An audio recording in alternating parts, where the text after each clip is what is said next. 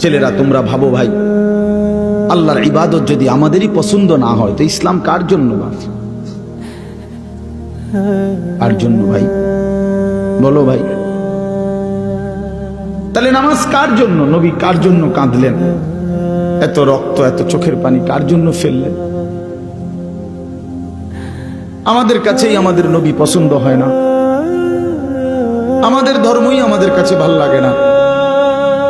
আমাদের রাসূলের সারা জিন্দেগি যাইতে যাইতেও যেদিন তিনি পৃথিবী থেকে চলে যায়, মালাকুল মউত আজরাইল যখন রূহ কবজ করে নবীর, তখনও যাইতে যাইতে তিনি বলতেছিলেন আসসালাত আসসালাত, উম্মত নামাজ।